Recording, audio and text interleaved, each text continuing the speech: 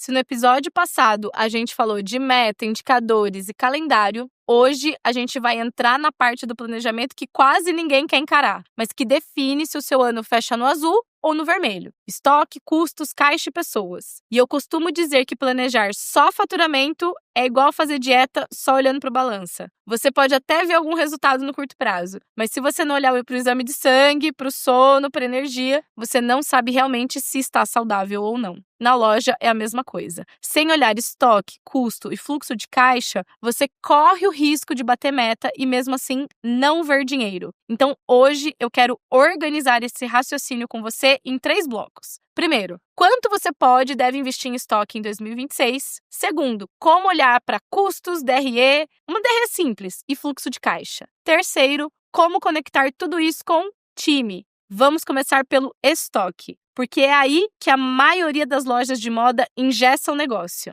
Quando você planeja faturamento para 2026, automaticamente você está dizendo: eu preciso ter produto suficiente, na quantidade certa, no momento certo, para poder fazer esse número. Não basta querer faturar R$720 mil no ano se você compra como quem quer faturar 500. E também não adianta comprar como quem quer faturar 1 milhão sem fluxo de caixa e sem giro. Então, qual é a pergunta certa aqui? Qual é o nível de estoque saudável para a realidade da minha loja? Em vez de pensar só em valor absoluto, eu quero que você comece a pensar em cobertura de estoque, que é: quantos meses de venda o seu estoque representa? Se você tem R$200 mil em estoque e a sua loja fatura em média 50 mil por mês, você tem 4 meses de cobertura. Dependendo do seu mix, do seu fluxo de caixa, isso pode ser aceitável ou pode ser um peso enorme. O que mata a loja não é só vender pouco, é ter mais dinheiro em cabide do que em caixa. Então, para 2026, uma pergunta prática é: com a meta de faturamento que eu defini, qual é a faixa de cobertura de estoque que eu aceito trabalhar? Qual é o máximo que eu tolero? Em qual patamar eu preciso acender a luz amarela antes de entrar em desespero e começar a liquidar tudo? Isso é planejamento. É saber o que você não vai permitir acontecer de novo. E a partir daí, você começa a desenhar o seu plano de compras do ano. Quantas coleções, quais os momentos de pico, quanto do seu caixa pode ser comprometido em cada leva, porque 2026 vai ser um ano de mais ruído, mais campanha, mais promoção em todos os canais, físicos e digitais. Principalmente porque a gente vai ter Copa, eleição e muitas marcas brigando pela atenção e pelo bolso do seu cliente. Isso vai acontecer o tempo inteiro. Então, se você entra num ano como esse, com o estoque mal planejado, você vai virar refém do desespero. E agora a gente vai para o segundo bloco: custos, DRE simples e o fluxo de caixa. Aqui, de novo, eu quero que a gente tire a complicação e vá mais para o essencial. DRE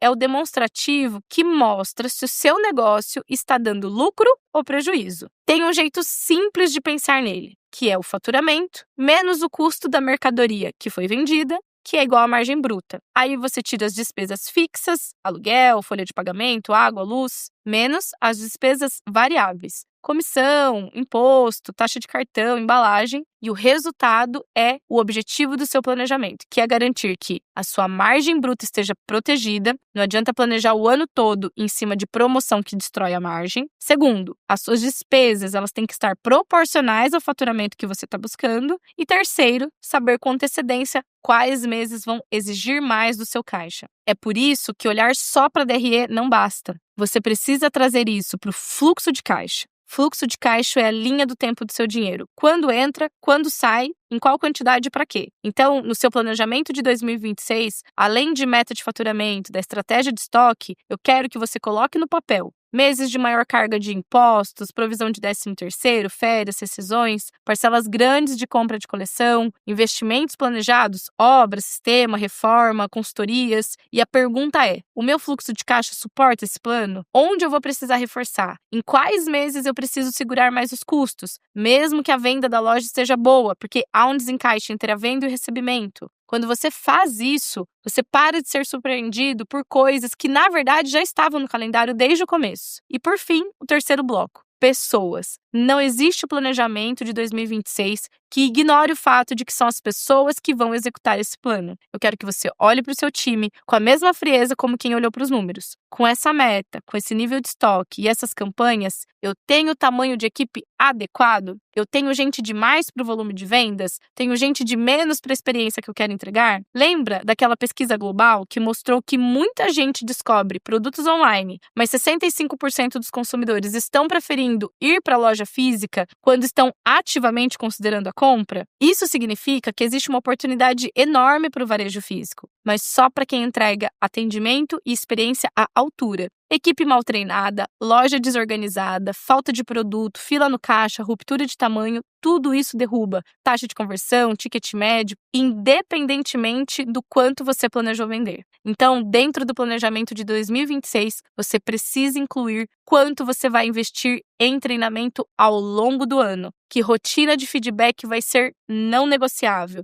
como você vai acompanhar indicadores individuais por vendedor para entender performance, para saber quem precisa de ajuda e quem pode puxar a fila. Que tipo de liderança você quer ser quando o jogo apertar? Porque em um ano de cenário ruidoso, uma liderança fraca cobra um preço muito alto. Percebe como quando a gente junta tudo, o planejamento começa a ficar muito mais consistente? Você deixa de ter um número solto na sua cabeça e passa a ter uma meta anual consistente com a realidade, essa meta distribuída mês a mês respeitando a sazonalidade, um plano mínimo de campanhas para o primeiro trimestre, um limite claro de estoque e uma estratégia de compras, a visão básica da sua DRE e do seu fluxo de caixa para não ser pego de surpresa, um plano para desenvolver e ajustar o time ao longo do ano. E claro, isso tudo fica muito mais leve quando você não está fazendo isso sozinho. É por isso que no Indica Base a gente não fala só de planejamento como exercício teórico. Os alunos têm acesso ao IndicaView para acompanhar diariamente meta, ticket médio, vendas, PA e também um grupo de lojistas discutindo casos reais, trocando estratégias, ajustando o plano ao longo do ano, além de encontros mensais ao vivo, totalmente focados em execução. 2026 vai ser um ano em que o improviso ele cobra muito caro.